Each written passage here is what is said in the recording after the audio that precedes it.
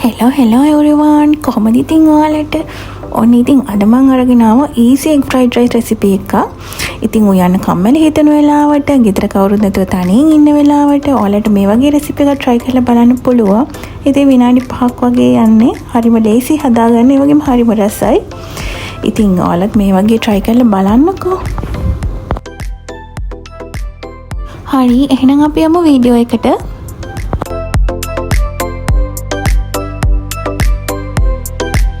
ඉතින් අද මම ෆ්‍රයිඩ් රයිස් එක හදන්න අරන් තියෙන්නේ මේ එළවලු ටික තමයි. අද ලීක්ස් තිබ්බේ නැහැ. ඒ නිසා තමයි මම අමුමිරිස් කරලක් කපලා අරගෙන තියෙන්නේ. ඒ වගේම කොත්තමල්ලි කොළ ටිකක් අරන් තියෙනවා. ඉතින් මේ අමුමිරිස් වැඩි සැර නැහැ. ඒ නිසා ප්‍රශ්නයක් නැහැ.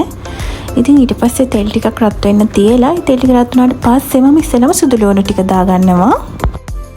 සුදු ලුණු ටික බැදීගෙන එනකොට මේ විදිහට බිත්තර ටිකත් එකතු කරගන්නවා. ඉතින් මම බිත්තර 4ක්ම එකතු කරලා තියෙන්නේ. මොකද මේක එග් ෆ්‍රයිඩ් රයිස් එකක්. ඉතින් බිත්තර ටික වැඩිපුර තියෙන්න ඕනේ.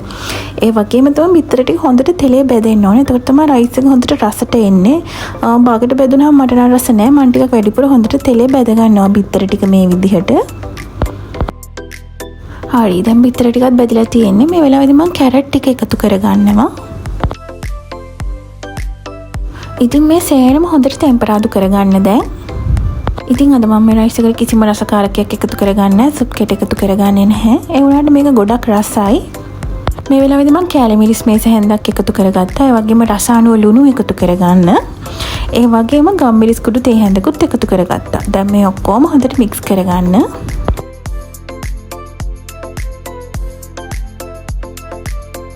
හරි, දැන් මම බත් එකතු කරගන්නවා. ඉතින් මේ බත් මම කලින් උයාගත්තු බත්. මේකේ කැටි නැති වෙන්න හොඳට පොඩි කරලා දාගන්න. ඔයාලා බත් උයලා ඉවරලා ෆ්‍රිජ් එකේ දාලා ගන්නවා නම් ඒත් ගොඩක් හොඳයි. එතකොට ඇට වෙන්න හොඳට තියෙනවා. රස්සෙන් දාගන්න එපා. එතකොට නිකන් එකට ඇලෙනවා වගේ වෙනවා. මේ විදිහට බත් ටිකක් දාලා හොඳට මික්ස් කරගන්නවා. ඉතින් දැන් අර අම්මිරිස් ටිකයි කොත්තමල්ලි කොළ ටිකයි දාලා හොඳට මික්ස් කරගන්න. මේ වෙලාවේදී ලිප ඔෆ් කරන්න.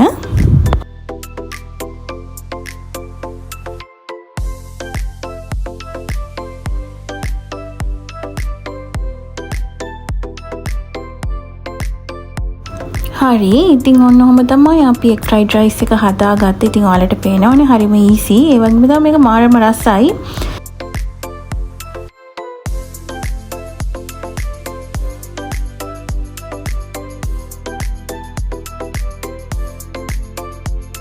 ඉතින් මට හිතුණා තව මේ රයිස් එකට ෆිෂ් ෆින්ගර්ස් ටිකක් බෙද ගන්න ඕනේ කියලා. ඉතින් අද මම මේ ෆිෂ් ෆින්ගර් එක තමයි බෙදගන්නේ.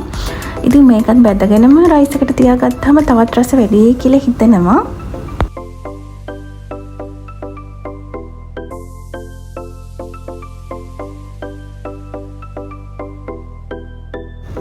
හරි, ඉතින් මේ විදිහට මම ෆිෂ් ෆින්ගර්ස් ටිකක් තෙලේ බැද ගන්නවා.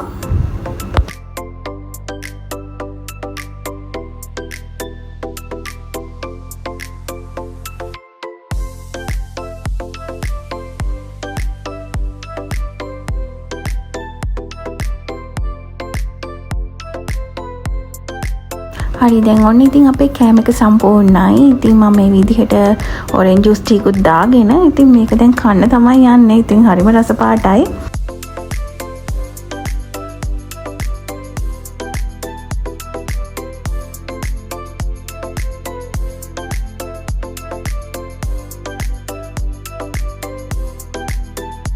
ඔයාලා try කරලා බලන්න. ඉතින් මේ වීඩියෝ එකට කැමති නම් like කරන්න, comment කරන්න, share කරන්න.